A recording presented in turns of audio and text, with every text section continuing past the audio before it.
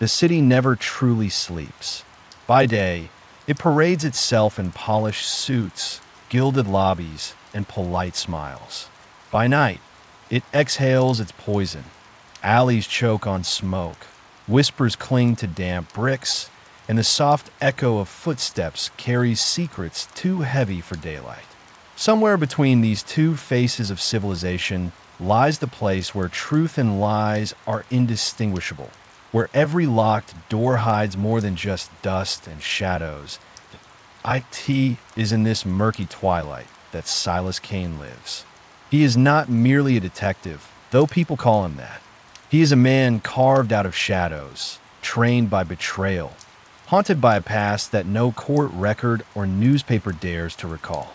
His name drifts through the city like cigarette smoke, sometimes feared, sometimes ridiculed, but always remembered. Those who hire him seek the truth. Those who fear him already know he will find it. Kane has a reputation for walking into places others will not. Underground dens where men barter lives as currency. Mansions where laughter hides cruelty, and chambers where one wrong word can end a legacy. He carries no badge, no allegiance to authority. What he wields is far sharper than a weapon. A mind that observes every tremor in a voice, every stain on a cuff, every glance too quickly averted. To Silas Kane, the world is a series of clues, tiny fractures in a mask, that, when pieced together, form the anatomy of guilt. But even a man of reason is not free from ghosts. Kane's eyes are the eyes of someone who has seen too much, someone who measures silence heavier than words. There are nights when he lingers at his office window long after the city has quieted, staring at the fog as if waiting for something to emerge. His brilliance in deduction is not simply a talent, it is his curse. Every truth uncovered drags with it the memory of the one truth he cannot face, his own. Secrets Behind Closed Doors is not merely a tale of crime and punishment. It is a journey through the labyrinth of power, greed, and deception. At its heart lies a murder that defies explanation. A man of influence found dead in a room locked from the inside. No weapon, no escape, and no logical culprit. The city demands answers. The authorities scramble to preserve their image, and the underworld stirs uneasily in the shadows. Into this vortex steps Kane, whose relentless pursuit of truth will pull him into a conspiracy far darker than a single death. Alongside him are a few rare allies. Some cling to him out of admiration, others out of necessity. They are the voices that remind him he is still human, though he himself may doubt it. Yet allies, like doors, have locks of their own, and trust is a fragile key. In the city of masks, loyalty is often another disguise. Each chapter of the story peels back a layer of the crime, of the city, of Kane himself. What begins as a puzzle of locked rooms and silenced witnesses grows into an unraveling of corruption that threads through corridors of power. And as Kane forces open each door, the shadows spill out, threatening to consume not only the guilty, but also the seeker of truth. There's a saying whispered in back rooms and across bar counters. No door is ever truly closed. It only waits for the right hand to turn the key. But what if behind that door lies not salvation, but damnation? For Kane, every step closer to the truth is also a step deeper into his own darkness. This is not a story of triumph. It is a story of survival, of a man too clever to be fooled, too broken to be whole, and too stubborn to stop.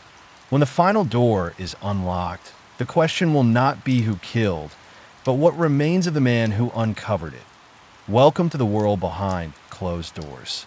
The rain had been falling since dusk, a steady percussion against the rooftops and window panes, washing the city in a blur of reflections. Street lamps glowed faintly through the downpour, halos smeared across the wet pavement. From afar, the metropolis appeared to shiver, as if aware of the rot festering within its own bones. The corner of Ashworth and Harrow A cordon of uniformed officers kept back the gathering crowd. The whispers were already spreading. Someone important was dead. In a city where the rich dined behind velvet curtains while beggars froze in the alleys, the death of a powerful man always traveled quickly. It wasn't grief that drew onlookers, but curiosity. Who had fallen, and who might rise in his place? Inside the grand townhouse, a body lay sprawled across an ornate Persian rug. The man's eyes stared upward, wide in a final expression of disbelief.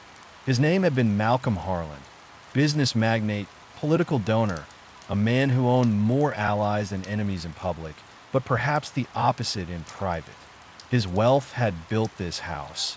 His influence had silenced scandals, and his death, now, threatened to shake foundations far sturdier than brick and stone.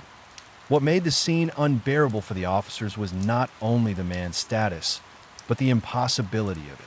The study door had been locked from the inside, the windows bolted, no sign of forced entry, no broken glass, no hidden passage. A pistol rested near the body, but the wound in Harlan's chest was not consistent with suicide. The blood told a different story, direction, pattern, spatter, but none of them made sense. Inspector Bellamy, the ranking officer on scene, had already run out of patience. He was a thick-set man, his mustache damp from the rain, his hands restless against his belt. He barked orders to subordinates, but his eyes betrayed unease. He knew this case was beyond him, and soon it would draw attention from the press, the council, perhaps even higher. Then the door creaked, and Silas Kane entered. He did not arrive with ceremony. No flashing badge, no shouted introduction. He stepped in quietly, as though he belonged there, his presence cutting through the noise. His coat, dark and long, was slick with rain, clinging to narrow shoulders. His eyes, gray, steady, unblinking, swept across the room before a single word left his lips. Who touched the body? The question was simple, but it froze the air. Officers exchanged glances. Bellamy cleared his throat. No one, Kane. We know better than that. Do you?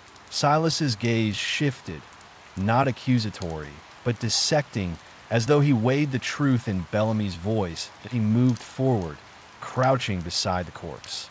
His fingers hovered above the blood, never touching, tracing invisible lines in the air. He tilted his head, studying the slackened jaw, the half-curled fist. His silence was oppressive, as if the room itself waited for his verdict. The rug, he murmured. It's slightly displaced. Someone dragged it, only a few inches, enough to reposition the body after death. Bellamy frowned. Dragged? Why would anyone to mislead? Kane cut in. His tone carried no arrogance, only certainty. The position of the bloodstain relative to the body is inconsistent. Harlan fell elsewhere. He was moved. The officers leaned closer, unsettled. Kane's words had the weight of inevitability. He rose, moving to the mahogany desk cluttered with papers and a crystal glass half filled with amber liquor. He sniffed the glass, eyes narrowing. Whiskey, untouched, but the smudge on the rim is fresh. A right-handed man placed it down with his left, deliberately, to disguise habit. Only someone cautious, practiced, thinks like that. Bellamy shifted uncomfortably. So not suicide then? Obviously not. Kane's voice was flat, almost cold. This is theater. Someone wanted us to believe a closed room holds no answers. But a door locked from the inside is not a puzzle. It is a performance, and every performance leaves traces. He walked to the fireplace, bending to inspect the ashes. With a small brass poker, he shifted the charred remains, exposing half a burned envelope. The paper still bore fragments of seal, Harlan's crest, a letter destroyed. Recently, he lifted it carefully with his gloved hand, eyes narrowing as he studied the jagged edge. Whoever killed him wanted this gone, which means it mattered more than the weapon, more than the locked door. This letter is the key. Bellamy scratched at his damp mustache. And the killer? Kane finally looked up, his eyes gleaming in the lamplight. Still here, in this house, somewhere behind closed doors. The silence that followed was thick, charged with unease. The storm outside roared louder, as if echoing his words. The storm outside hammered the tall windows, rattling the glass as though demanding entry. Within, the grand study smelled of rain-soaked wool, scorched paper, and the faint copper tang of blood. The officers kept their distance from Kane, watching him circle the room with the quiet precision of a predator. From the hallway came hurried footsteps. A woman entered, her notebook pressed tightly against her chest, rain still dripping from the brim of her hat.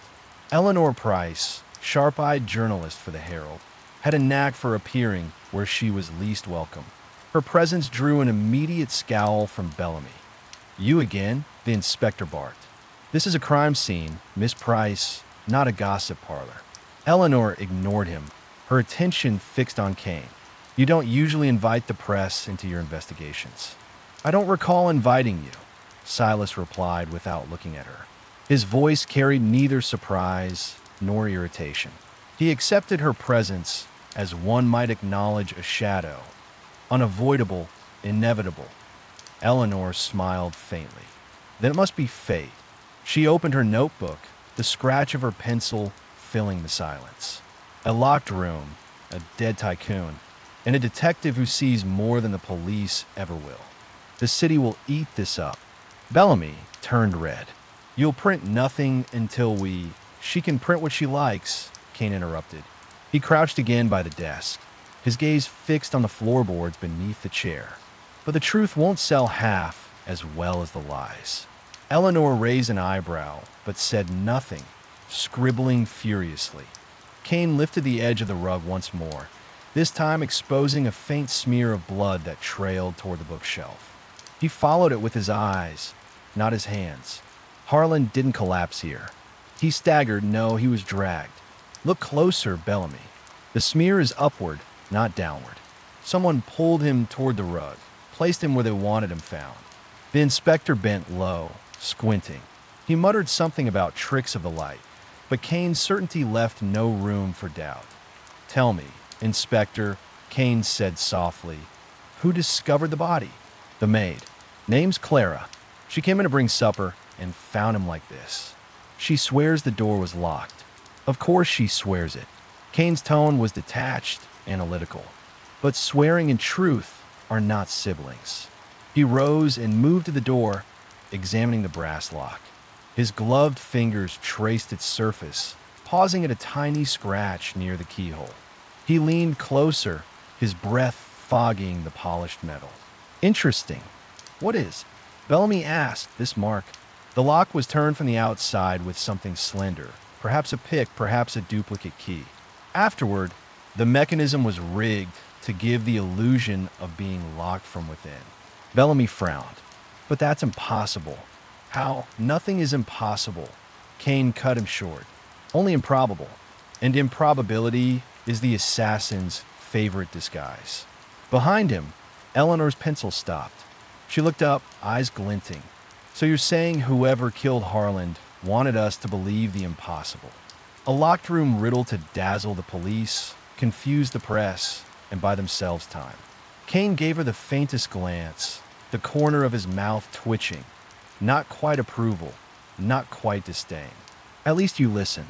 Bellamy muttered a curse. Just then, a muffled sob echoed from the hallway. The maid, Clara, had been brought in for questioning. She was young, no more than 20, her apron stained with tears. Her hands twisted nervously at her sides as she glanced between the corpse and the stern faces around her. I didn't touch anything," she stammered. "I found him lying there just like that. The door was locked. I swear on my life." Kane studied her, eyes narrowing slightly. He didn't speak right away, allowing the silence to press down on her. When he did, his voice was calm, almost gentle. "Your shoes, Clara." She blinked, confused. "My shoes. They're damp, but the soles are clean. No mud, no ash. You came from outside through the servants' entrance, didn't you?" She nodded hesitantly. And yet, Kane continued, there is a footprint, small, narrow, by the hearth. It matches your size, but the ash clings too evenly. Someone stepped there carefully after the fire had been stirred. Deliberately. Clara paled. I don't know how. She's lying, Bellamy snapped. Kane shook his head. No, she's frightened, but she didn't kill Harland.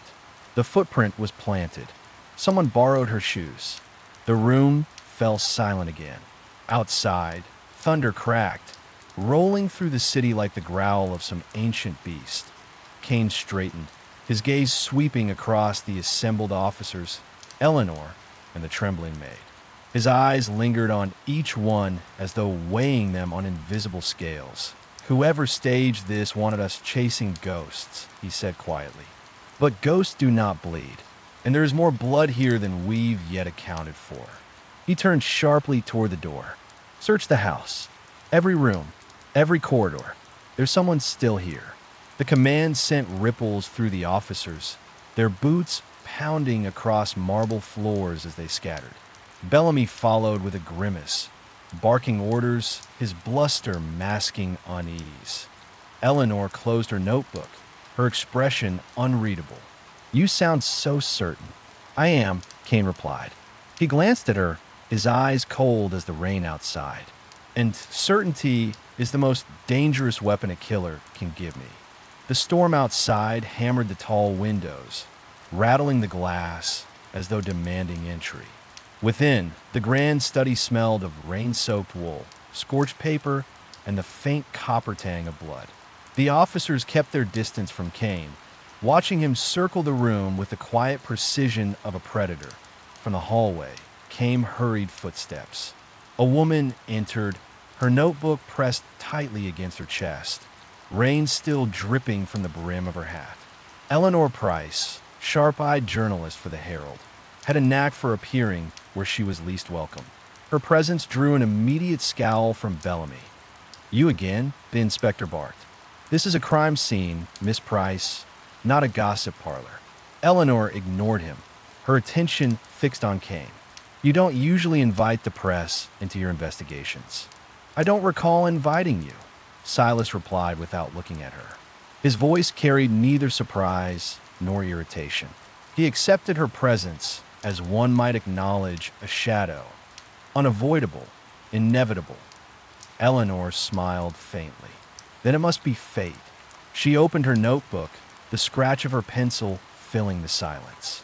A locked room, a dead tycoon, and a detective who sees more than the police ever will. The city will eat this up. Bellamy turned red. You'll print nothing until She can print what she likes, Kane interrupted. He crouched again by the desk, his gaze fixed on the floorboards beneath the chair. But the truth won't sell half as well as the lies. Eleanor raised an eyebrow, but said nothing, scribbling furiously. Kane lifted the edge of the rug once more, this time exposing a faint smear of blood that trailed toward the bookshelf. He followed it with his eyes, not his hands. Harland didn't collapse here. He staggered. No, he was dragged. Look closer, Bellamy. The smear is upward, not downward. Someone pulled him toward the rug, placed him where they wanted him found. The inspector bent low, squinting. He muttered something about tricks of a light, but Kane's certainty left no room for doubt. Tell me, Inspector, Kane said softly, who discovered the body? The maid. Name's Clara. She came in to bring supper and found him like this. She swears the door was locked. Of course she swears it. Kane's tone was detached, analytical. But swearing and truth are not siblings. He rose and moved to the door, examining the brass lock. His gloved fingers traced its surface, pausing at a tiny scratch near the keyhole. He leaned closer, his breath fogging the polished metal. Interesting. What is? Bellamy asked. This mark. The lock was turned from the outside with something slender, perhaps a pick, perhaps a duplicate key. Afterward, the mechanism was rigged to give the illusion of being locked from within. Bellamy frowned. But that's impossible. How? Nothing is impossible. Kane cut him short. Only improbable. And improbability is the assassin's favorite disguise. Behind him, Eleanor's pencil stopped. She looked up, eyes glinting. So you're saying whoever killed Harland wanted us to believe the impossible? A locked room riddle to dazzle the police, confuse the press, and buy themselves time. Kane gave her the faintest glance, the corner of his mouth twitching.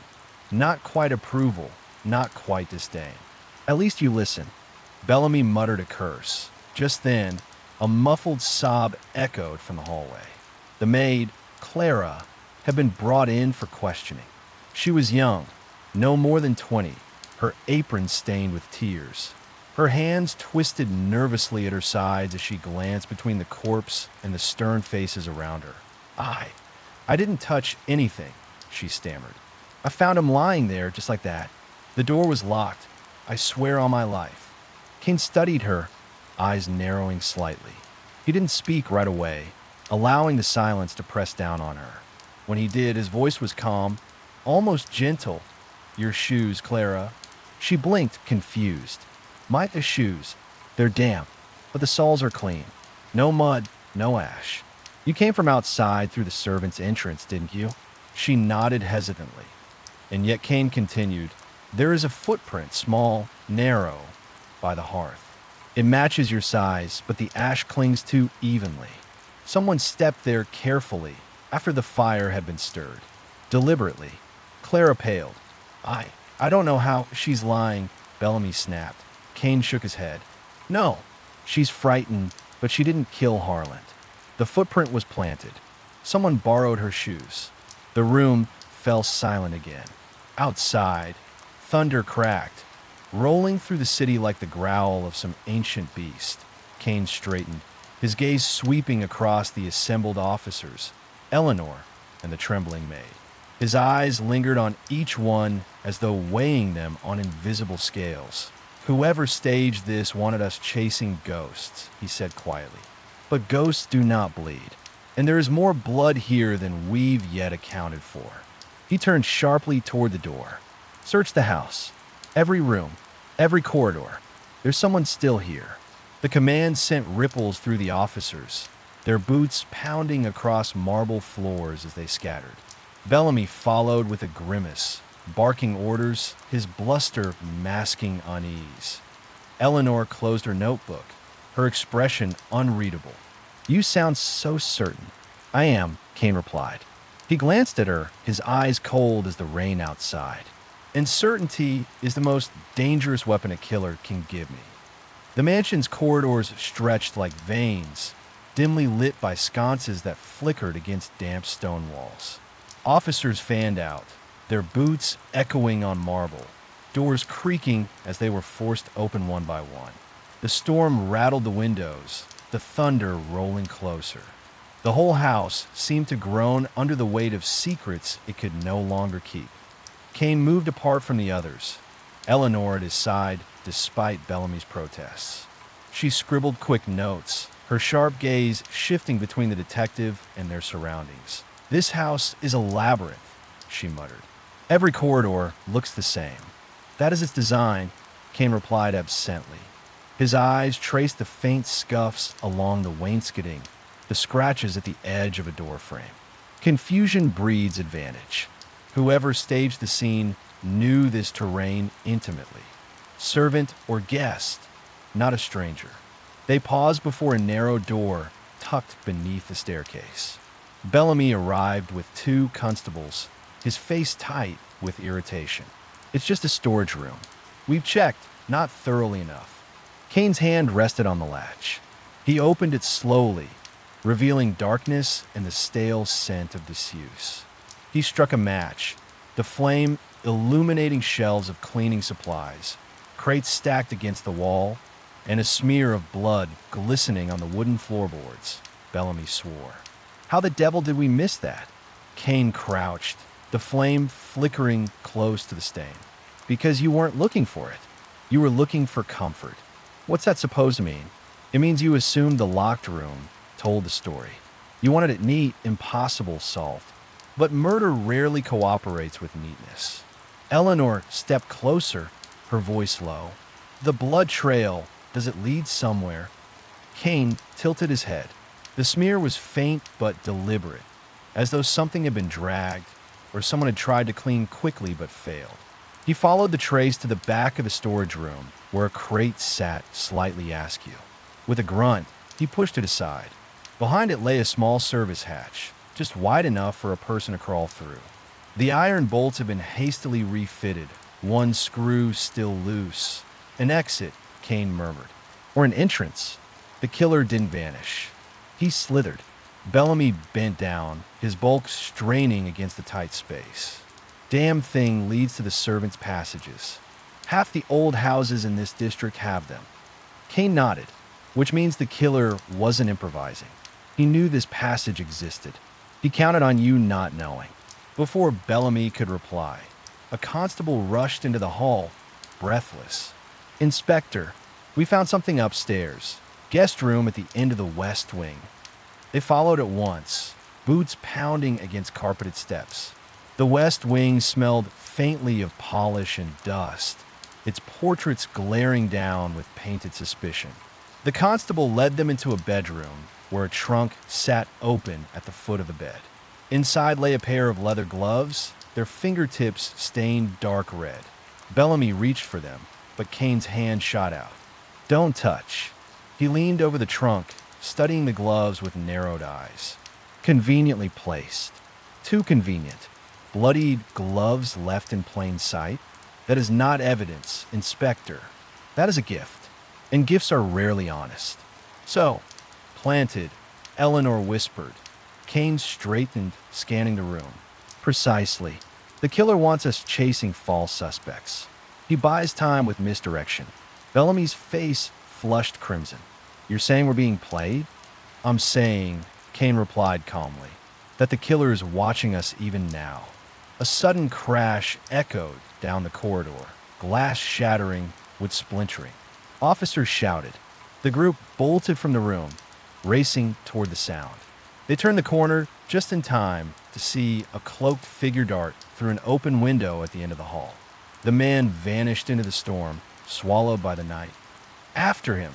Bellamy roared. Constables scrambled, but the rain was merciless, washing away tracks as quickly as they were made. Kane stood at the window, rain pelting his face.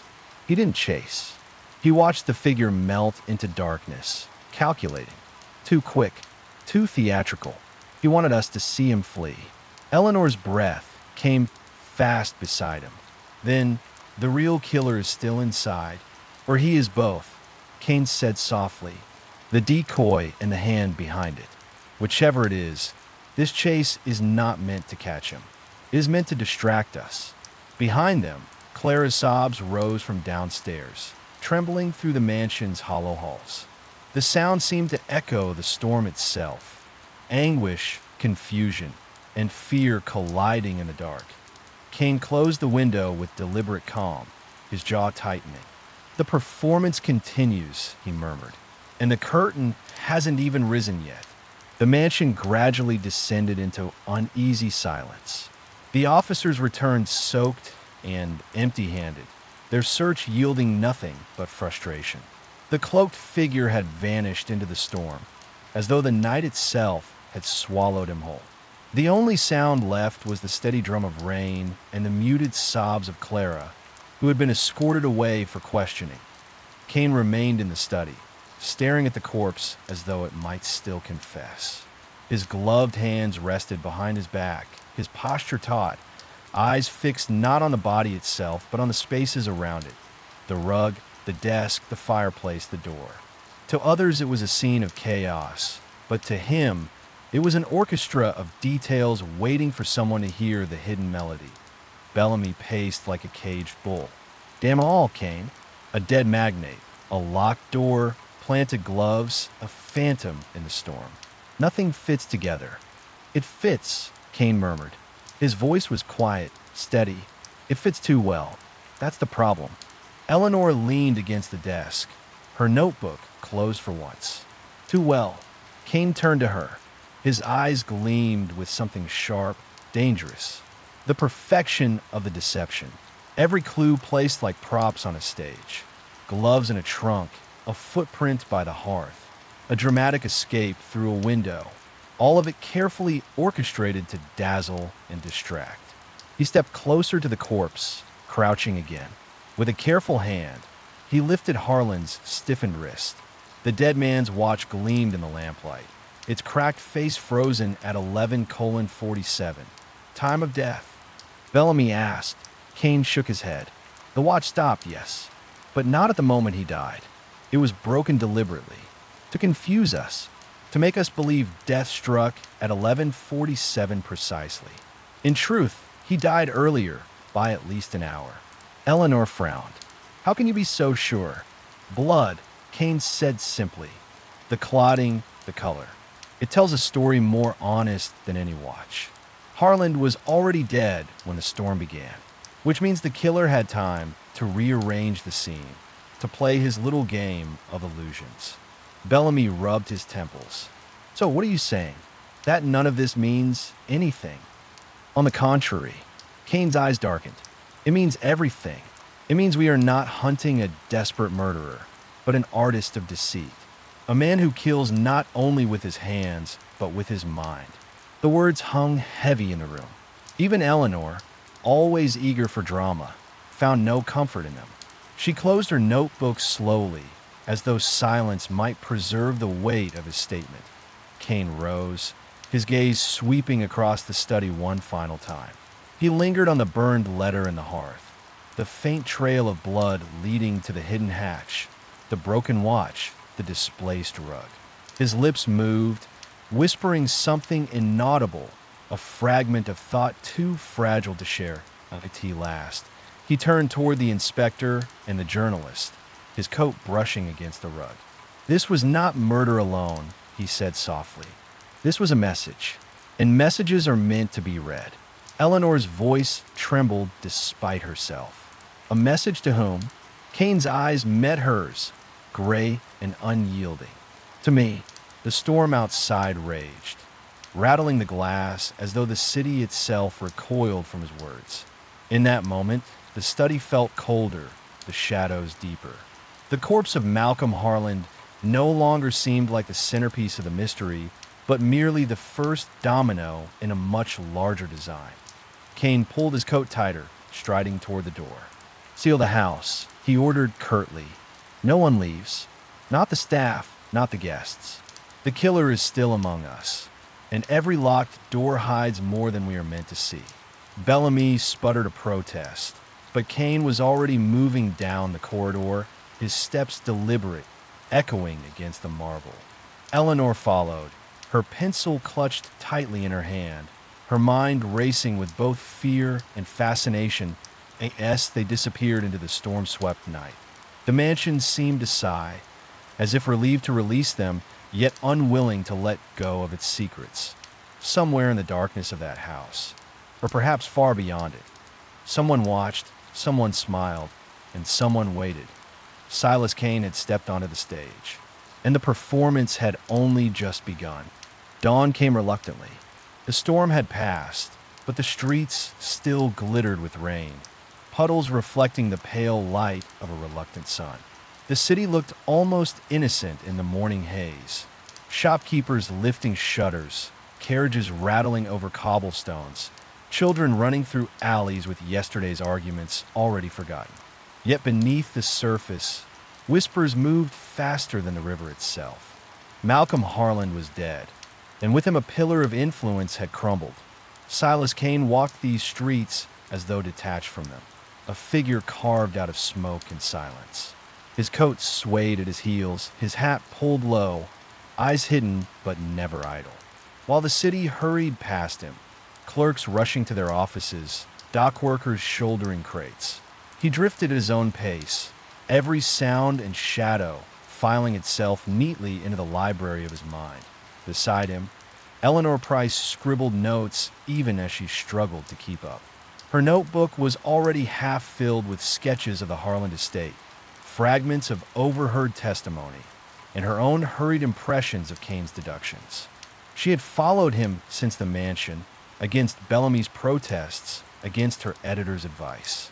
Something about Kane drew her in, not just the promise of story, but the sense that to observe him was to stand at the edge of truth itself.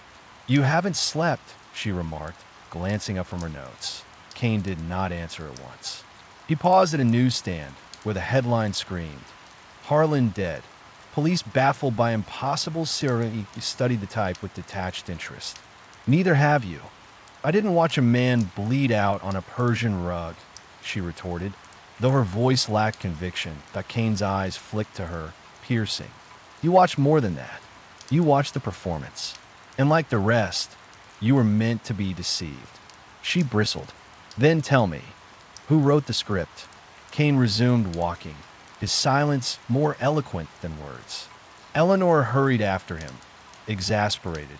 They arrived at Harlan's office building, a towering structure of iron and glass that loomed over the financial district. Already, carriages lined the curb, and clusters of men in tailored suits spoke in low, urgent voices. The death of a magnate meant more than gossip. It meant tremors in a market, ripples in political alliances, the sudden scent of opportunity. Inside, the lobby gleamed with marble and brass. Harlan's portrait dominated the far wall, his painted gaze stern, triumphant. Kane ignored it, striding straight to the reception desk where a clerk fidgeted nervously. "We'll need access to Harlan's private office," Kane said. His tone left no room for refusal. The clerk stammered. "But sir, the police. I am the police," Eleanor cut in smoothly, flashing her press credentials with the confidence of someone accustomed to bending truth. Kane didn't so much as glance at her, though she caught the faintest twitch at the corner of his mouth. They were led up a spiral staircase into Harlan's sanctum, a vast office lined with shelves, heavy drapes, and a desk that seemed to command the room. Everything here reeked of power. The smell of leather-bound volumes, the gleam of polished mahogany, the faint trace of cigars. But beneath the polish lurked disarray. Papers scattered, a drawer half open, and ink stains seeping into the grain of the desk. Kane circled the room slowly. His eyes brushed over each detail. The placement of the chair, the ash in a tray, the faint scuff on the floor where a rug had once lain. He touched nothing, yet everything seemed to touch him. Harlan wasn't only a businessman, he said at last. He was a broker of shadows. Look at these ledgers, numbers coded, transactions hidden behind initials. Shell companies, offshore accounts. He trafficked in more than steel and coal. Eleanor ran a finger down one of the ledgers, her brow furrowing. Smuggling? Blackmail? All of the above. And worse. Kane's gaze shifted to a locked cabinet in the corner. He knelt, studying the mechanism. This lock was tampered with recently. See the faint scratches? Someone opened this after Harlan's death. Who? Eleanor asked. Someone with access. Someone who wanted something removed before the police arrived. He produced a slender tool from his coat, something between a pick and a scalpel, and within seconds, the cabinet yielded. Inside, rows of files sat neatly labeled, but one space was empty, a gap as clean as a missing tooth. Kane touched the edge of the shelf, his jaw tightening. What file was here? Eleanor whispered. Whatever it was, Kane said, it was worth killing for. He straightened, his shadow stretching across the office floor.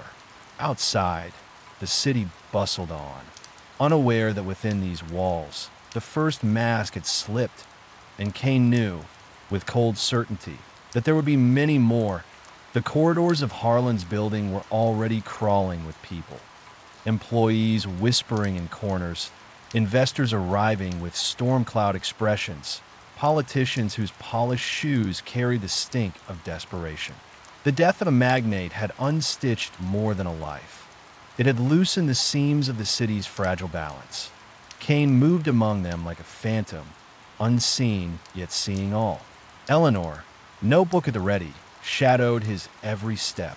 The inspector, Bellamy, had reluctantly joined them, his presence announced by the impatient jangle of keys at his belt and the rasp of a man too tired for subtleties. The trio entered the conference chamber where the suspect had been gathered. though none would yet admit to that title. It was a tableau of wealth and power, fractured by unease. At the head of the table sat Clara Harland, the widow. Her beauty was a cold, porcelain thing, brittle at the edges. She wore black already, as though the night itself had stitched her gown. Her eyes were dry, her lips pursed, and if there was grief there, it hid behind the practiced composure of someone who had long rehearsed tragedy. Beside her stood Victor Hale, Harlan's personal aide. Young, sharp-featured, his hands never stilled, tapping the table, adjusting his cufflinks, smoothing his hair. The kind of man who mistook nervousness for ambition. His eyes darted to Kane, then away, as though contact might expose him. Across the chamber lingered Senator Aldous Finch, a politician whose waistcoat strained against the weight of both wealth and secrets. His smile was fixed, his eyes calculating. Finch had dined with Harland only last week, Eleanor recalled, in a restaurant where deals were made over Bordeaux and bloodless laughter. And near the windows, smoking with a casual air that fooled no one, was Damien Cross, a rival magnate whose empire had often clashed with Harland's. He was broad, his suit immaculate, his jaw set in the perpetual sneer of a man who considered the world his for the taking.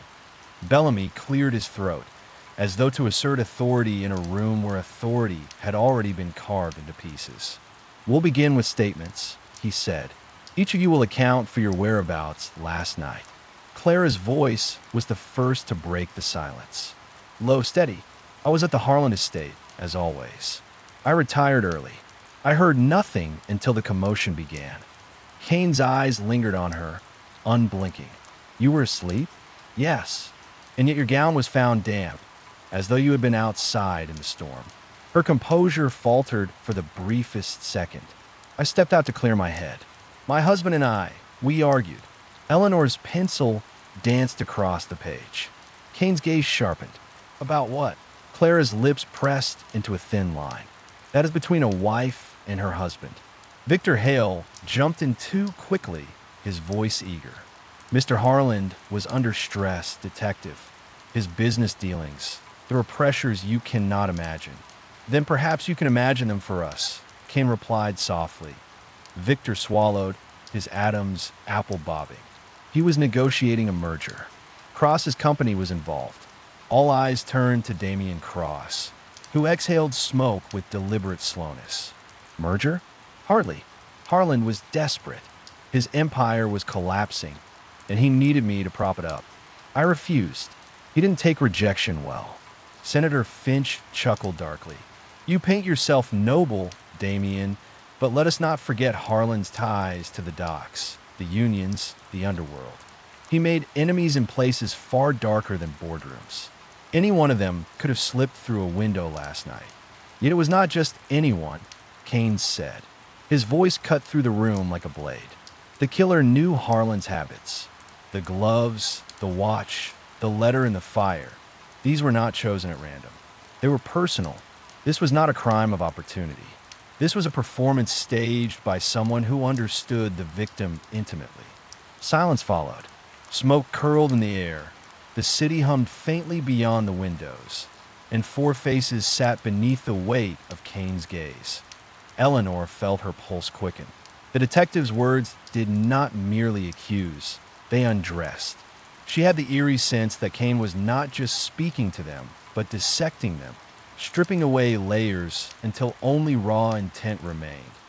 Clara shifted in her seat. Victor's fingers tapped faster. Finch's smile grew brittle. Cross ground his cigarette into the ashtray with unnecessary force. Bellamy muttered, "God help us. They all look guilty." "No," Kane corrected, stepping closer to the table. His eyes swept over the group, cold and merciless. "They all are guilty. The question is, guilty of what?" The words lingered, heavier than the storm itself. The chamber had grown thick with silence, the kind that settled like dust after a storm. No one spoke. Every breath, every gesture became amplified. To most eyes, the suspect sat in strained stillness. But to Kane, They might as well have been shouting confessions. He moved around the table like a predator circling prey, his steps deliberate, his gaze dissecting. Clara Harland. Her hands were folded neatly in her lap, too neatly. Kane noted the faint red mark circling her left ring finger, as though she had twisted her wedding band repeatedly the night before.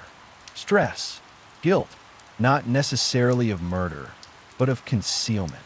Her perfume lingered too strongly, a hurried attempt to mask something. And the way her gaze lingered on Victor Hale, not with affection, but with a flicker of control, told Kane more than words could. Victor Hale. Nervousness poured off him like sweat. But nerves were not proof. Kane's eyes lingered on his cufflinks, silver engraved. Yet the left one bore a faint scratch, the kind left by haste. More telling was the ink smudge on his thumb. A man who had handled documents recently, perhaps even the missing file. He tapped his finger in a regular rhythm. Not anxiousness alone, but calculation. Victor was hiding more than fear. Senator Finch. His smile had hardened into something waxen, but his eyes flicked to the windows every few seconds, as if expecting someone. Kane caught the faint bulge beneath his waistcoat. No gun, but a folded document. A man who carried secrets on his person. His words earlier had been carefully chosen to deflect suspicion outward toward the nameless underworld. Classic misdirection. Politicians thrived on it. Damien Cross thought he leaned back his chair, legs crossed, feigning nonchalance. But Kane saw the tension in his jaw, the whitened knuckles as he crushed another cigarette. His disdain for Harland was genuine, yet his anger lacked grief. No rivalry ended cleanly. There was always blood, literal or otherwise. And Cross's shoes, polished to a mirror sheen, bore a faint trace of dried mud. Not city mud, Kane noted, but darker, thicker, the kind near Harland's estate. Kane stopped at the head of the table, letting the silence build until the suspects shifted in discomfort. His voice, when it came, was low, precise. Each of you had reason to despise Malcolm Harland. Each of you had opportunity. But the murderer left us more than a corpse. He left us a puzzle. And puzzles are never meant to remain unsolved. Eleanor leaned forward, her pencil poised. Then what do the pieces tell you? Kane's gaze swept across the group. That this was not simply about Harland's death. It was about what he carried. Information, leverage, something dangerous enough that someone would kill to bury it. He turned, gesturing toward Bellamy. Inspector, fetch me the cabinet log from Harland's office. Who accessed it last week? Bellamy muttered, but complied, sending for the records. Within minutes, a clerk delivered a leather-bound logbook, its pages crisp with entries. Kane flipped through swiftly, his eyes scanning faster than Eleanor's pencil could follow. Here, he said, tapping a page. September 10th. Accessed by Victor Hale. Victor flushed. I was his aide. Of course I handled his files. And yet, Kane continued. The log records a file labeled Project Revenant. That file is now missing. The room stiffened. Eleanor's breath caught. Finch's smile faltered. Clara's knuckles whitened around her folded hands. Project Revenant? Bellamy echoed. What in God's name is that? That, Kane said softly, is the question the killer wanted buried. A man like Harland kept leverage on everyone, politicians, rivals, even his own wife. If this file vanished the night of his death, then Project Revenant was worth more than his life. Damien Cross scoffed. A code name. Nothing more. Harland liked to make his dealings sound grander than they were. Kane's eyes cut to him. And yet you flinch at the name. Cross stiffened, but said nothing. Eleanor scribbled furiously, her hand trembling. She sensed the gravity of it now. This was no ordinary corporate squabble. Whatever Project Revenant was, it carried enough weight to turn boardroom rivals into murderers.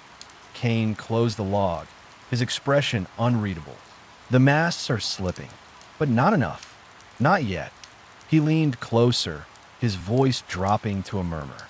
Someone here is willing to kill again to keep that file hidden. And they will, unless I find it first. The words hung like a curse, the chamber darker for them. The city was a labyrinth of secrets, and Silas Kane knew its every shadow. By nightfall, the investigation had already shifted from polished boardrooms to the alleys where truth clung like soot to the brickwork. Eleanor trailed him, coat pulled tight against the damp chill, her notebook hidden but never far from hand. "Where are we going?" she asked, her voice hushed though no one walked near. Kane did not slow. Harlan's enemies lived in parlors and parliaments, but his deals, the real ones, were written in places that reek of salt and rust. If Project Revenant vanished, it left a trail. All things do. The docks loomed ahead, skeletal cranes silhouetted against a bruised sky. The river lapped sluggishly at the pilings, carrying with it the smell of oil and decay. Men moved like ghosts among the crates, their voices low, their eyes quick. This was a kingdom where Harlan had once reigned, and where someone had reason to erase him. Kane moved with purpose, scanning the signs others would overlook. A smudge of boot black on a crate, the faint scrape of chalk symbols on a wall, the pattern of footsteps in drying mud. He read them like scripture. At last, he stopped before a warehouse marked with a fading emblem, an R, stylized and harsh. Eleanor frowned.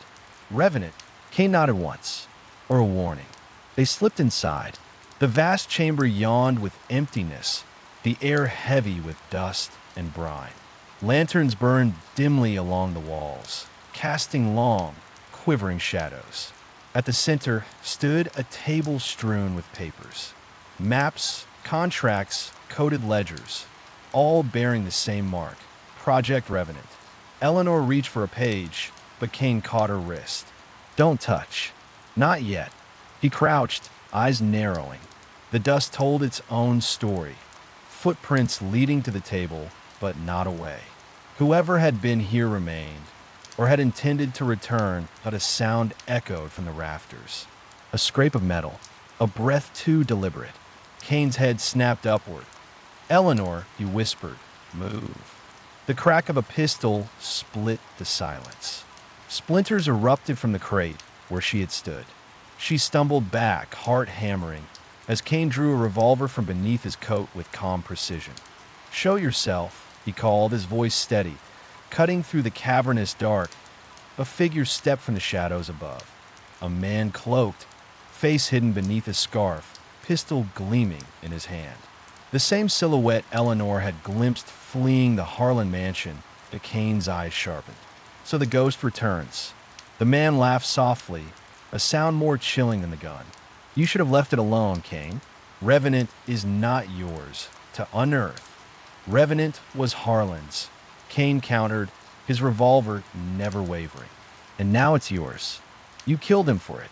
The man tilted his head. "Harlan killed himself long ago, with greed and lies. I merely closed the chapter." Eleanor's voice trembled. "Who are you?" The figure's gaze lingered on Kane. "Ask your detective. He already knows." Kane's jaw tightened. His finger flexed against the trigger, but his voice betrayed nothing. "You speak too much for a phantom." In a flash, the figure fired again, then leapt from the rafters into the darkness beyond. Kane's shot followed, sparking against metal, but the intruder melted into the night, leaving only echoes. Eleanor clutched her notebook to her chest, shaken. "You let him go." Kane holstered his revolver with measured calm. "I'll let him show me where to look." He turned back to the table, eyes scanning the marked documents. He did not touch them. He did not need to. Already, his mind had begun to piece together fragments. Shipments routed through foreign ports, coded references to political favors, the recurring word resurgence. Behind him, Eleanor's voice cracked the silence. "Kane, what is Project Revenant?" He straightened, the lantern's glow casting his face in a half-light. His eyes were storm gray, unreadable, something that should not exist, he said softly, and something that men will kill to possess. The lantern flickered, shadows writhed. and in that moment the city itself seemed to hold its breath. Kane knew the game had changed. The killer was not merely a murderer. He was a guardian or a thief of a secret that threatened more than one man's life. And Kane, whether he wished it or not, had been invited to play. The following day broke gray and windless, as if the city itself anticipated violence.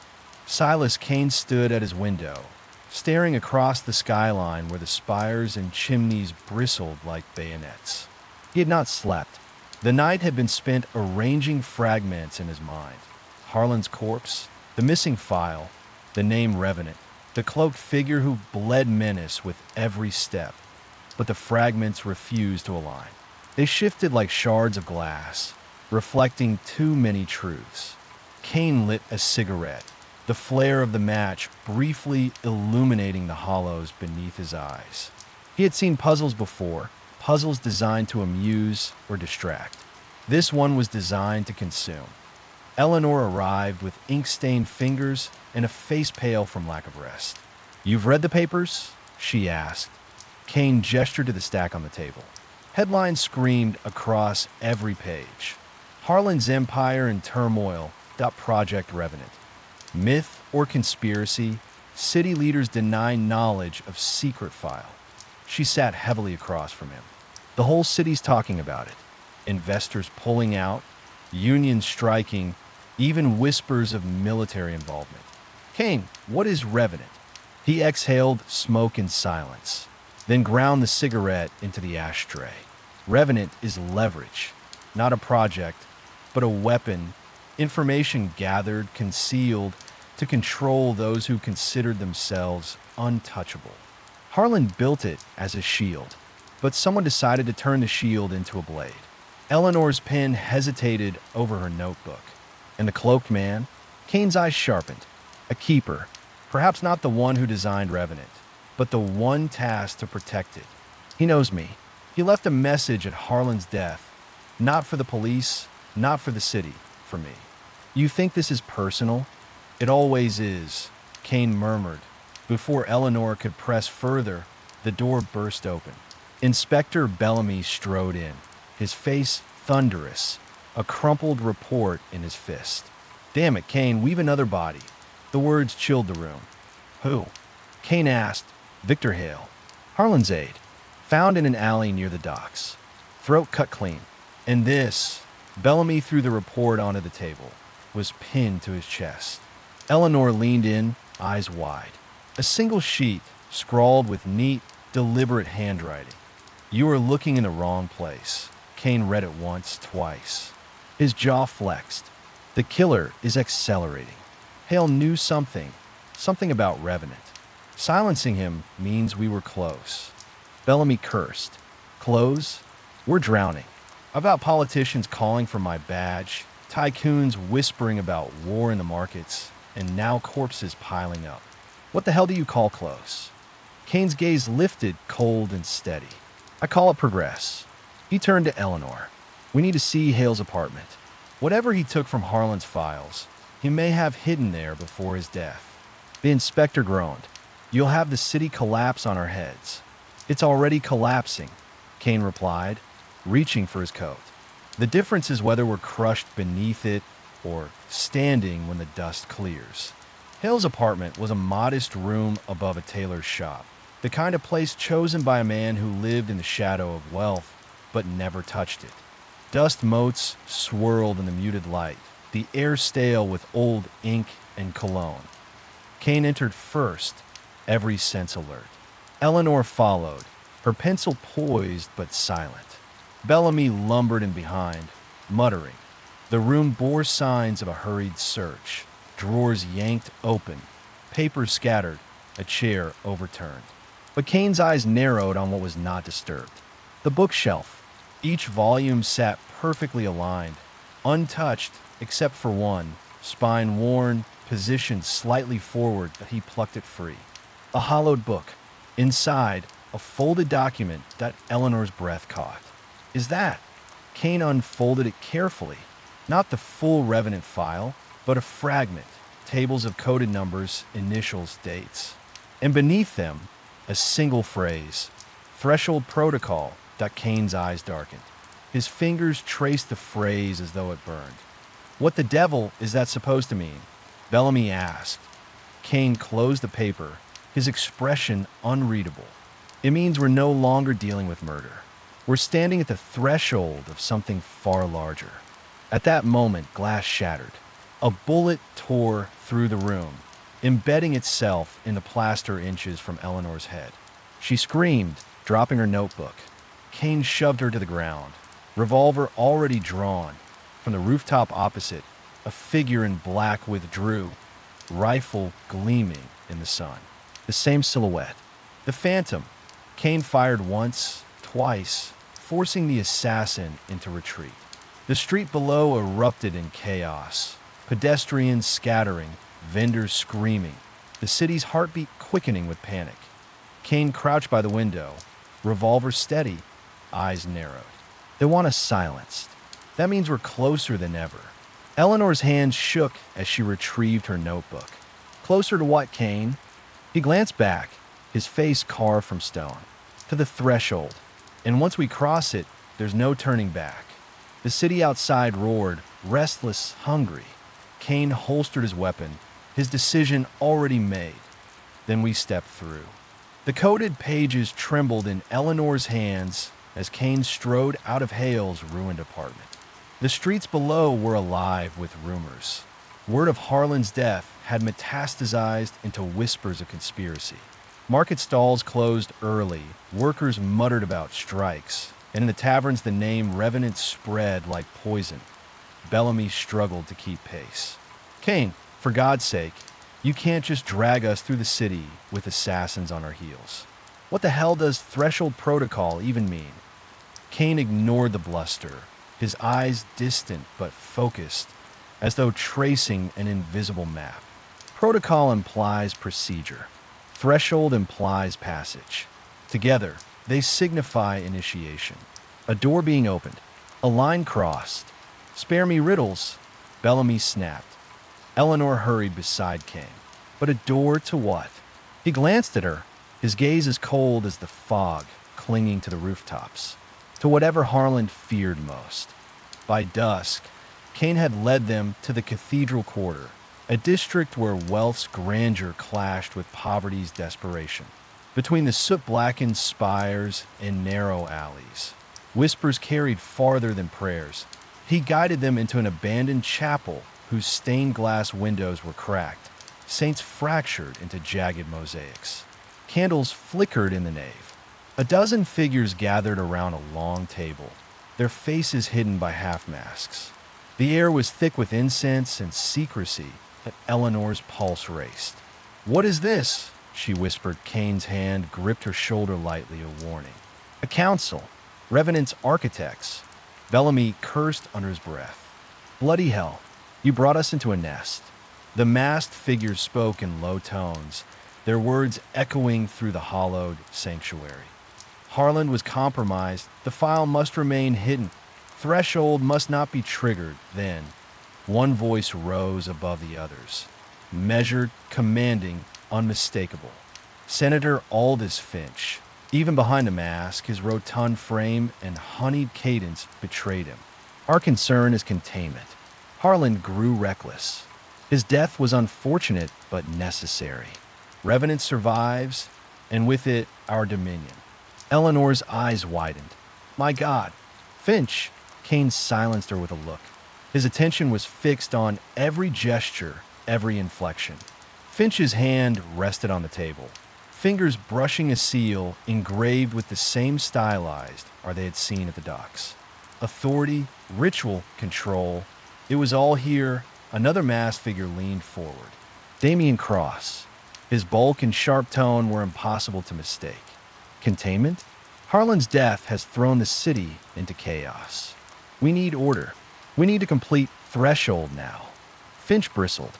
Threshold is not yours to command, Cross. It requires unanimous accord. Their argument rippled through the chamber, the masked council fracturing into whispers of dissent. Kane leaned close to Eleanor. His voice was barely audible. "Do you see it? This isn't a conspiracy of one man. Revenant is a cabal, politicians, magnates, shadows. Harlan tried to turn their weapon into his own. They silenced him, but now they argue over who holds the blade. Eleanor's hand trembled as she scribbled. And threshold. Kane's eyes darkened. Threshold is the moment they unleash it. Suddenly, the chapel's heavy doors groaned open. A cloaked figure entered, the assassin. His mask was darker, faceless, and the council fell silent as he approached. He laid a leather satchel on the table. Finch opened it. Inside lay the missing documents, the complete Revenant file. Kane's breath slowed. Every fiber of his being strained toward that table. He could almost feel the ink bleeding into his own mind. The assassin had delivered it here, not destroyed it. Why? Finch raised the file, his voice triumphant. Then it is settled. Revenant is whole. The threshold protocol begins tonight. Eleanor's gasp was soft, but to Kane it was thunder. He pulled her back into the shadows just as the council began their chant. A ritual of power disguised as policy. The detective's mind raced. He had confirmation at last. Finch, Cross, the assassin, and others bound together in Revenant. But confirmation was not victory. If they enacted Threshold, the city itself would burn under their control. That he whispered into Eleanor's ear, his tone sharp and certain. We leave now. We have what we need. They slipped through a side passage, the echoes of the council's voices chasing them into the night. Outside, the wind cut bitter and sharp. Eleanor clutched her notebook to her chest. Kane, what do we do? They're too powerful. If this is bigger than Harlan, bigger than murder. Kane lit another cigarette, his hands steady though his eyes betrayed storm. Then we don't play by their rules. We tear away their masks, one by one. And when Threshold comes, he exhaled smoke into the cold night. We'll be waiting at the door. The city was a labyrinth of whispers. By dawn, rumors swelled like storm tide. Harlan's death, Hale's silence, the mysterious file. But in Kane's mind, everything sharpened into two names, Finch and Cross. They were the fracture in the council's unity. Exploiting that fracture could be the key to stopping Revenant before Threshold ignited. Eleanor accompanied him into the fog-soaked avenues of the financial district. Carriages rattled over cobblestones slick with last night's rain. Newspaper boys cried headlines of scandal and unrest. Kane kept his collar raised, his stride unhurried but relentless. We can't fight all of them, Eleanor whispered. No, Kane said. His eyes scanned the upper windows, the alley mouths. But every fortress crumbles from within. Finch and Cross despise each other. We only need one to betray the other. That afternoon, Finch emerged from a government carriage, waddling toward his private club. His mask was gone, but the arrogance in his bearing was the same. Kane observed from across the street, Eleanor at his side. Notice the gait, Kane murmured. Finch favors his left leg. Minor surgery, perhaps. A man in constant discomfort leans heavily on indulgence. He gestured toward the club's ornate doorway, where servants scurried with wine crates. His vice is excess. He will talk where he feels untouchable. Eleanor scribbled, her eyes wide. And Cross. Kane's expression hardened. Cross lives in the East Docks, surrounded by armed men, bribed inspectors. His strength is fear, but fear breeds recklessness. Before they could continue, the hairs on Kane's neck prickled. He stopped abruptly, glancing at a rooftop. The silhouette was there. Cloaked, rifle poised, down, Kane shoved Eleanor into a recessed doorway just as the shot rang out. Splinters burst from the brick inches from Kane's head. Pedestrians screamed and scattered. Kane rolled, revolver flashing his grip. He fired once, twice, forcing the assassin to shift position. But the phantom moved with lethal grace, vaulting from rooftop to rooftop, leading Kane through a deadly chase. Stay here. Kane barked at Eleanor. She clutched her notebook to her chest, trembling. The detective pursued, boots pounding up the iron staircase of a fire escape. Rainwater slicked the rungs, but his focus was absolute. He emerged onto the roof, revolver raised. The assassin awaited him, cloaked, faceless, a rifle slung over one shoulder, twin daggers glinting in each hand. They circled each other beneath the gray sky, the city sprawling endlessly below. "You've followed me long enough," Kane said coldly. "Time to speak." The assassin's voice was muffled, distorted beneath the mask. "You see too much. That is why you must die." Kane's lips twitched into a grim smile. "Then kill me. But you won't, will you? Because you want me to watch. You want me to understand before you end it." The assassin lunged. Daggers sliced the air. Kane sidestepped, firing once. The shot grazed the cloak, tearing fabric but drawing no blood. The phantom closed the distance, a blur of steel. Kane caught his wrist, twisted, the dagger clattering across the rooftop. The struggle was raw, breathless. Kane's revolver skidded out of reach. The assassin drove him back toward the edge, boots scraping on wet stone. For a moment, Kane's footing slipped. The city yawned beneath him. Streets, carriages, chaos. The assassin raised the remaining dagger high. But Kane's mind was a weapon sharper than any blade. His eyes flicked to the assassin's grip, the angle of his shoulders, the faint tremor in the wrist. A weakness, old injury, perhaps. Kane seized it. With brutal precision, he wrenched the wrist sideways. Bone cracked. The dagger fell. The assassin staggered, cloaked figure momentarily human in its pain. Kane pinned him, fists tightening around the mask.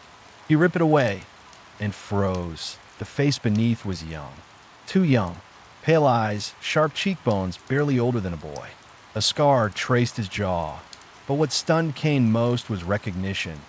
Eleanor's voice carried faintly from the street below. "Kane, do you see him?" The assassin hissed, blood at his lips. "They'll never let you stop it. Threshold is inevitable." With a surge of desperate strength, he headbutted Kane and wrenched free, vanishing across the rooftops in a blur of cloak and pain. Kane staggered, chest heaving, revolver retrieved, but useless now. He stared into the empty air where the assassin had stood.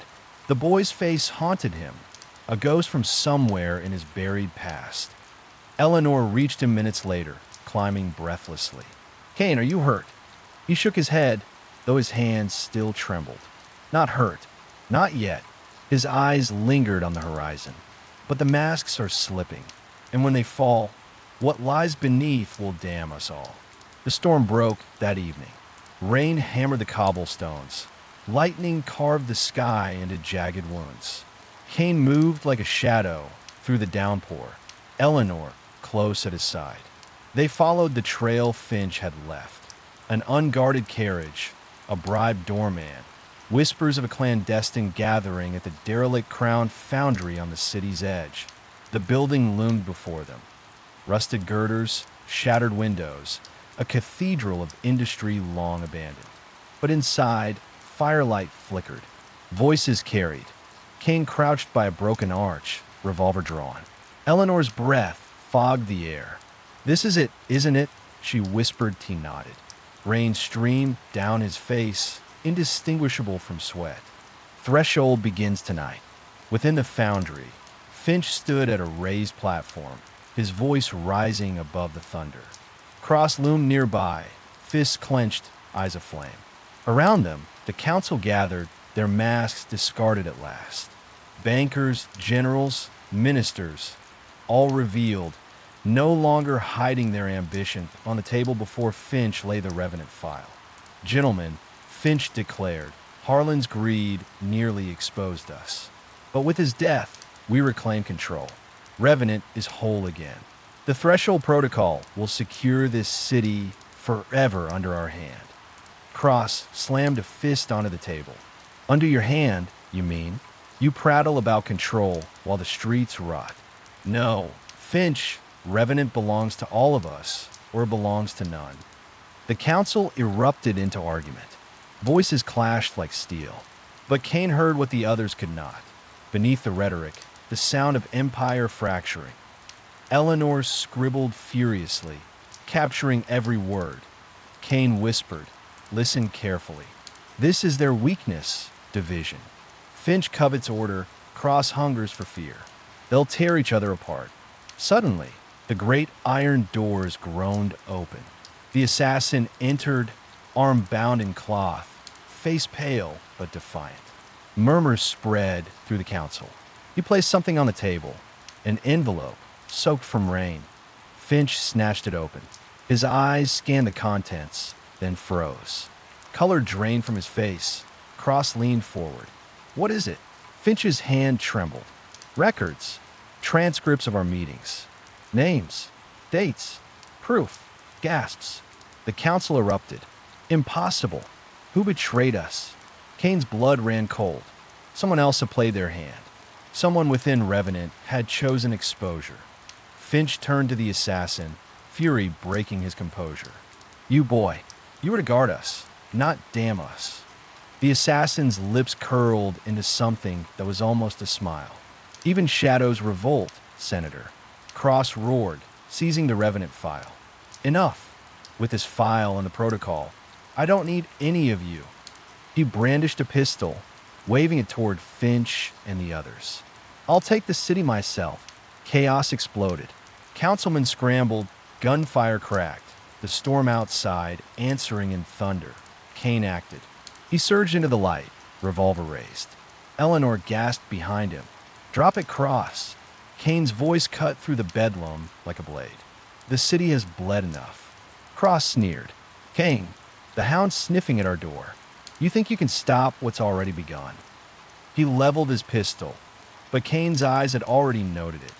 The way Cross's thumb rested too high on the grip, the sweat pooling at his temple, the tremor in his aim. Fear disguised as fury. "Your hand shakes, Cross," Kane said coldly, "because you know the truth. Revenant was never yours to wield. Finch used you. Harland used you. And now, when the mask falls, you're nothing but a brute with a gun." Cross's snarl faltered. In that heartbeat of hesitation, Kane fired. The shot struck true, Cross collapsing against the table, the Revenant file scattering into the flames of a nearby brazier. Pages curled, ink bleeding into ash. Finch screamed. "No, the file!" He lunged, but the assassin moved faster, dragging Finch down with a blade pressed to his throat. The council froze, silence trembling in the air. Rain pounded the roof like war drums. Kane stepped forward, revolver steady. His gaze locked with the boy's pale eyes. "You can end it here. Walk away and let their empire burn." The assassin's jaw tightened. For a moment, Kane saw conflict flicker there. The boy beneath the mask, torn between duty and rebellion. Then, slowly, the blade withdrew. Finch crumpled to the ground, sobbing. The assassin looked at Kane. "Threshold dies tonight, but the shadows remain." And with that, he vanished into the storm, cloak swallowed by darkness. The foundry stank of smoke and fear. Finch lay trembling, the council fractured, the Revenant file reduced to ash. Eleanor approached, soaked and shaken. "Is it over?" she asked. Kane holstered his revolver, his face unreadable. "No, the file may burn, but truth never does. It lingers, festers, waits. Revenant is crippled, not dead, and as long as men crave power, there will always be another threshold." He turned toward the night, the rain washing the blood from the floor. In his chest, something heavy stirred. Recognition, guilt, memory of the boy's face beneath the mask. Eleanor touched his arm gently. "Silas, you knew him, didn't you?" Kane's eyes darkened. The storm mirrored within. "Once, long ago." He walked into the rain, the city's shadows swallowing him whole. The storm raged on. The storm receded by dawn, leaving the city bruised and dripping. Smoke curled above the Crown Foundry, its shattered windows exhaling the acrid scent of burned paper and ambition. The Revenant file was gone, reduced to ash, but the echoes of its existence remained. echoes loud enough to rattle the foundations of power. Silas Kane walked the soaked streets alone, his coat heavy with rain, his revolver silent at his side. His face was a mask, but inside, a storm still churned. The assassin's pale eyes haunted him, like a memory clawing from the grave to the corner of Holloway Street. Eleanor caught up with him, her notebook pressed against her chest to shield it from the drizzle. Her face was pale but resolute. "You can't keep walking like this," she said. "The city's shaken but not blind. Everyone's whispering your name, how you stood against Finch, against Cross. They'll want answers." Kane's gaze lingered on her, unreadable. Then he turned away. "Answers are dangerous, Eleanor. The truth is rarely the cure people believe it to be. But it's all that's left." She stepped in front of him, blocking his path. "Tell me, what was Revenant really?" He stopped. The morning light carved harsh lines across his face. Finally, he spoke, his words quiet but edged with steel. Revenant wasn't just blackmail. It was surveillance, records of conversations, movements, weaknesses. Harland and his council gathered it for years, feeding on corruption like carrion birds. But Threshold, his jaw tightened. Threshold was the release. They planned to expose selected truths, controlled leaks, weaponized secrets, to turn the city itself into their puppet, trembling under fear of revelation. Eleanor's pen scratched furiously. And Harland? Kane's voice lowered. He wanted Revenant for himself, to hold the city ransom. The others killed him before he could. Hale found a fragment, too dangerous to live. And Finch, Cross, the council, they fought for the ashes of an empire they had already destroyed. She swallowed. And the assassin? Why did he let you live? Kane looked away, the memory of the boy's face slicing deeper than any blade. Because shadows remember, and some debts are written in blood. Eleanor frowned. "You knew him. Who is he, Kane?" For a long moment, he said nothing. His silence was louder than the city's distant bells. Finally, a ghost. One I made. Inspector Bellamy found them at midday. His uniform was disheveled, his eyes hollow from sleepless nights. He waved a soaked newspaper, headline smeared by rain, Councilman Cross dead in factory shootout. Senator Finch under investigation, that Revenant whispers ignite public fury. "You've made me the most cursed man in the city," Bellamy growled. "Politicians breathing down my neck, mobs chanting in the streets. And you, always 5 steps ahead, never telling me the road's on fire until we're standing in the blaze." Kane regarded him coolly. "Yet you're still standing." The inspector scowled, but there was a flicker of reluctant respect. "What now, Kane? You burned their file, shot their muscle, rattled their cage.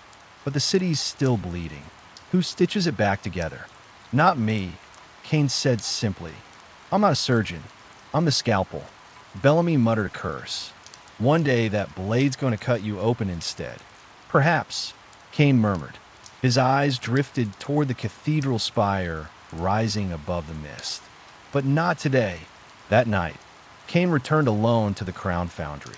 The rain had washed away the blood, but not the silence. He moved through the hollow shell, boots echoing on damp concrete, until he found the brazier where the Revenant file had burned. Among the ashes, something remained. A scrap of parchment, edges charred, ink smeared but legible. Operative. K. 17. Status. Active. Handler. S. Kane. Kane froze. His breath caught, chest constricting. The letters seared into him like brands. The assassin. The boy. He wasn't just a weapon of Revenant. He was one of Kane's own, an operative from a past Kane had buried in silence. A past of clandestine missions and black dossiers. A past before he became a detective. Kane staggered back, the foundry spinning around him. His hand clenched the fragment until the edges cut into his skin. The boy hadn't spared him out of mercy. He had spared him out of recognition, out of betrayal. In the silence, Kane whispered to the shadows, "What have I done?" The foundry gave no answer. Only the wind howled through broken windows. carrying his confession into the night. Kane returned to his flat long past midnight, the scrap of parchment still clenched in his fist. Rain streaked down the window panes, the city outside glowing in fractured lamplight. He lit no fire, no lamp, only a single cigarette, the flame briefly carving hollows across his face before surrendering to shadow. When the knock came, he already knew who it was. Eleanor slipped inside, her hair damp, her eyes searching. She had seen enough to know that something inside Kane had shifted. "You found something," she said. Not question. Kane placed the parchment on the desk. The words, operative, K-17, handler, S. Kane, seemed to pulse in the dimness, accusing undeniable. Eleanor leaned in, her breath catching. "Kane, what does this mean?" For a long time, he said nothing. Smoke curled in the silence. Finally, he exhaled, his voice low, raw. "Before I was a detective, I was something else. The government called it intelligence. Covert operations, black files, shaping shadows to serve power. We recruited children, molded them into weapons. Eyes, blades, ghosts. They gave them numbers, not names. K-17 was one of mine." Eleanor paled. "You trained him?" "I made him," Kane admitted, his gaze locked on the parchment as though it might burst into flame. "He was a boy who should have had a life, not a mission. But I stripped that away, turned him into a tool. When I left that world, I thought I buried it. Thought I buried him. But shadows don't stay buried." The weight of his words pressed the room into stillness. Eleanor closed her notebook, for once leaving the page blank. "And now he's come back. Not just as a killer, but as part of Revenant." Kane's jaw clenched. "They must have found him after I left. Used him, twisted him further. His loyalty was never to them. It was to me, and I abandoned him." The storm outside rattled the window, thunder rolling like judgment. Eleanor stepped closer, her voice gentle but firm. "Silas, this isn't just about Harland or Finch or any of them. It's about you. If you don't face this, if you don't face him, this city will never see justice, and you'll never find peace." His eyes flickered, shadows wrestling with something fragile beneath. "Peace?" His laugh was bitter, hollow. "Men like me don't earn peace. We survive. Until we don't." Eleanor touched his arm, steady, unflinching. "Then survive for something that matters." For the first time in years, Kane looked away from the abyss and into another's eyes. The silence stretched, then broke as he stubbed out the cigarette and straightened. "Very well. If K-17 is the last ghost of Revenant, I'll face him. Not as his handler, not as his enemy, but as the man who made him." Eleanor's eyes glistened with resolve. "Then I'm with you. To the end." Kane almost protested, but the steel in her gaze silenced him. He nodded once, then to the end. The hunt began at dawn. Kane knew where to look, not in the halls of power, not among the council's remains, but in the ruins where shadows were born, the East Docks. Warehouses abandoned to rust, alleys thick with fog and salt. It was here that orphans were once gathered, stripped of names, given numbers. Kane remembered it too well. He and Eleanor moved in silence, every creak of timber and splash of water magnified. Finally, in a warehouse with shattered windows and graffiti-scarred walls, they found him. K-17, the assassin. The boy that he stood at the center of the vast, empty floor, cloak discarded, bandaged arm hanging at his side. His pale eyes met Kane's. No rifle, no daggers, just the boy waiting. "I knew you'd come," he said. His voice was clearer now, no distortion, no mask. "You always finish what you start." Kane stepped forward slowly, Eleanor at his back. "I didn't come to finish. I came to face it." K-17's lips twisted into something like a smile. "Face what? The weapon you forged? Or the boy you destroyed?" Kane's chest tightened. "Both." The warehouse was a cathedral of ruin.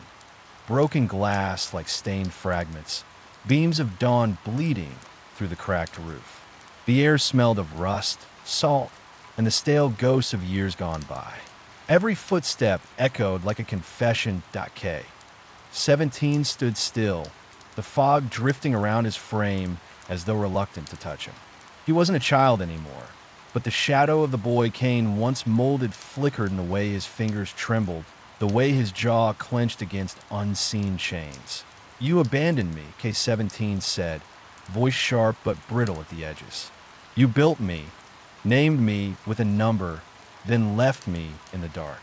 Do you know what it's like to be nothing but a designation?" K-17, asset, tool, ghost.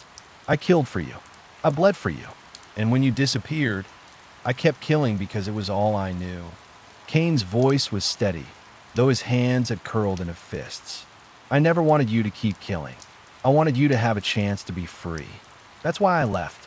"Liar." The shout cracked the silence, echoing through rafters. K-17's pale eyes burned. "You left because you couldn't face what you made. You walked away, and I was left with nothing but the mission. Revenant gave me purpose when you gave me none."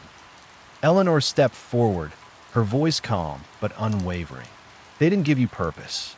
They used you, just like they used Kane. That's what they do. You're not a number. You're not their ghost." K-17's gaze flicked to her, then back to Kane, uncertainty flickering like a dying flame. Kane took another step closer. His voice softened, heavy with the weight of guilt. "I can't change what I did to you. I can't get back the years I stole. But I can face you, not as your handler, not as your creator, but as a man who failed you. If you want my life, take it. In me. But in me as Silas Kane, not as some phantom you still obey." The assassin's breathing quickened, his dagger trembling in his grip. He raised it, pointing at Kane's chest. "You think this absolves you? That by offering your life, you balance the scale?" His voice cracked. "You don't understand. I want to kill you. I've dreamed of it." But his hand shook violently now. "If I do, what am I after that? Who am I?" Kane closed the final distance, the blade's point pressing lightly against his sternum. His heartbeat thudded against the steel. His eyes didn't waver. "That's the truth, isn't it? You're not a weapon. You're a boy who was never given a choice. Kill me if you must. But know this, my death won't make you whole. Only you can decide who you are." The warehouse trembled with silence. Eleanor's breath caught, her hand hovering near her sidearm, but frozen by the fragile moment decay. 17's face contorted, torn between rage and despair. Tears glimmered at the edge of his eyes, but his grip didn't falter. "You made me into this monster. How can I be anything else?" Kane's voice dropped to a whisper, raw as confession. "Because I see you now, not as K-17, not as a weapon. I see the boy I failed, and I would give everything to undo that failure." The dagger pressed harder. A bead of blood welled at Kane's chest, red against the gray of his shirt. And then, slowly, K-17's hand began to shake uncontrollably. His breath hitched, his shoulders collapsing as if the weight of years had finally broken him. With a strangled cry, he dropped the dagger. It clattered across the concrete floor, its echo rolling like thunder. K. 17 fell to his knees, his hands clutching his head. "I don't know how to stop. I don't know how to be anything else." Kane dropped beside him, gripping his shoulders with a strength that was neither cruel nor commanding, only human. "Then let me help you. Let me do now what I should have done then." For a long moment, the assassin, no longer just K-17, shook with silent sobs. The dawn spilled through broken glass, washing the warehouse in light. Eleanor finally exhaled, her voice trembling but resolute. "The Revenant is finished. The Council's secrets are ash. But maybe, just maybe, something new can rise from it." Kane said nothing, his gaze locked on the boy who had once been his shadow, now trembling in the half-light. For the first time in years, Silas Kane did not feel like a man running from ghosts. He felt like a man standing still, facing them. The dagger lay on the warehouse floor, glinting faintly in the fractured morning light. Outside, gulls cried above the docks, the tide pulling against rusted pylons like a heartbeat refusing to stop. Inside, silence lingered, heavy but alive. K. 17 knelt, shoulders trembling, his face buried in his hands. For the first time since Kane had seen him, he looked less like an assassin and more like a boy lost in a storm too large for him. Eleanor moved cautiously, her voice steady, soft. You don't have to vanish into their shadows anymore. You don't have to carry their sins, or his, alone. There's a way forward, but only if you want it. K. 17 lifted his head, pale eyes rimmed with red. He looked at Eleanor, then at Kane. His lips parted, then closed, as though the words he sought were too heavy to speak. Kane rose slowly, offering his hand, not as a commander, not as a judge, but as a man desperate to mend what he had broken. Come with us. Answer for what you've done. But more than that, start again. Let this be the first choice you make for yourself. The boy stared at the hand, torn between instinct and yearning. The silence stretched so long that Eleanor's fingers brushed the grip of her pistol, prepared for betrayal. Then, at last, K-17's hand rose. Hesitant, trembling, but real. His fingers touched Kane's, and Kane pulled him gently to his feet. You think they'll let me live? K-17 asked, voice hoarse. No, Kane said simply. But I'll stand with you, whatever comes. For a moment, something fragile flickered in the assassin's eyes. Trust, or perhaps the faint outline of soul long buried. IT did not end with thunder, but with ash. Authorities swept into the East Docks at Kane's anonymous tip, taking K-17 into custody. Headlines screamed of the council conspiracy, of bodies, bribes, and blackmail stretching into the city's highest offices. Revenant, it seemed, was a specter finally named. Yet Kane knew the truth was Messier. Revenant was not gone, merely fractured, its roots sunk too deep to tear out in one night. But the heart of its shadow, the boy they had forged into a ghost, was no longer theirs to wield. Kane stood outside the courthouse as rain began to fall, Eleanor at his side. Through the armored windows of a prison transport, he glimpsed K-17's face. No longer masked, no longer cloaked. Just a boy with pale eyes, staring back at the man who made him, their gazes locked. No words passed, but the silence spoke volumes. Regret, anger, the faintest ember of something like hope. As the transport rolled away, Eleanor touched Kane's sleeve. You did more than solve this case. You gave him a choice. That matters. Kane's eyes remained on the retreating vehicle. Choices come with consequences. His story's not finished. Neither is mine. The rain thickened, washing soot and grime into the gutters. The city breathed again, but uneasily. Power vacuums drew vultures. Secrets whispered still behind locked doors. And Silas Kane, for all his brilliance, knew the work was far from over. Eleanor looked at him, studying the shadow in his expression. Will you ever stop chasing the ghosts? Kane lit a cigarette, the flame flaring briefly in the rain before guttering out. He inhaled, exhaled, and finally met her gaze. When the last door closes, he said, voice low, and the last secret dies. The words hung in the air like smoke, fragile, dissolving.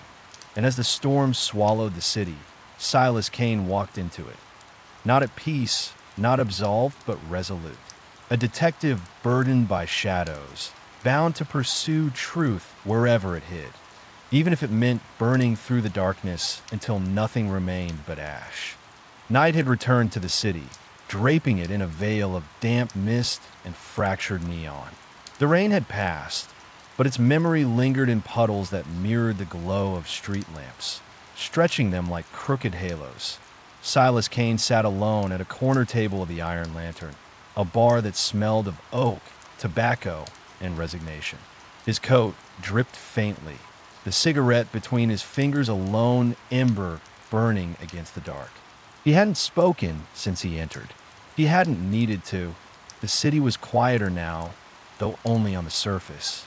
The scandal had torn through its veins like fire through dry timber. Politicians resigned, institutions collapsed, names once untouchable dragged through mud. Revenant's mask was cracked, but Kane knew shadows did not die. They retreated, waiting for another night. He turned a glass slowly in his hand, the whiskey untouched. His reflection in the amber liquid was blurred, distorted, as if even the drink refused to show him clearly. Eleanor entered quietly, brushing rain from her hair. She carried her notebook tucked under her arm, but had not written a word since the docks. Tonight she wasn't the journalist, nor the partner chronicling his brilliance. She was simply someone unwilling to let him drown alone in silence. "You should eat something," she said, sliding into the seat across from him. Kane exhaled smoke. "Food's for the living." Eleanor didn't flinch. "And what are you?" The question lingered, heavy. Kane studied her for a long moment, then allowed the ghost of a smile to touch his lips. Something in between. For a while, they sat in silence, the hum of the city bleeding faintly through the windows.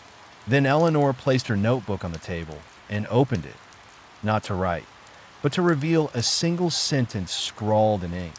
"The truth survives only when someone carries it." That Kane's gaze flickered to the words, then back to her. "And who will carry this one?"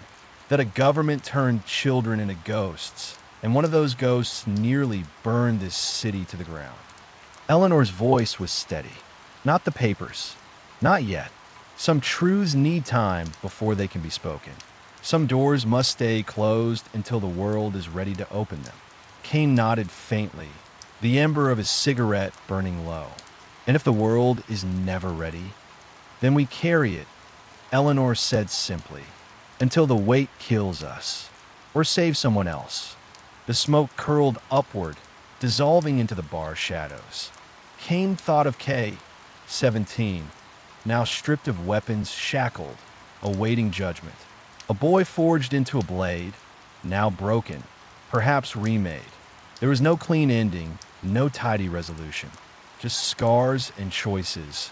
Kane tapped ash into the tray, his mind drifting back to the docks, to the moment when the boy had dropped the knife instead of plunging it into his chest. It was an absolution, but it was a beginning deep down the whiskey at last, the burn anchoring him in the present. "This city will never run out of secrets," he muttered. Eleanor closed the notebook gently. "Then we'll never run out of work." The faintest curve touched Kane's lips.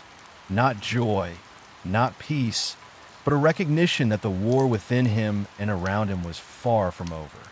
He crushed the last ember of a cigarette, rose from the table, and pulled his coat tighter against the night. Outside, the rain began again, a thin drizzle tracing the outlines of broken neon and cracked stone. Kane stepped into it, the city breathing like a beast all around him. Wounded, snarling, alive, he lit another cigarette, the flame briefly carving his profile against the dark. Smoke curled upward, disappearing into the night sky, as if carrying secrets too heavy for the earth to hold. Silas Kane walked on, a detective bound to shadows, a man of brilliance and burden. Behind every closed door lay another secret, and he would find them, one by one,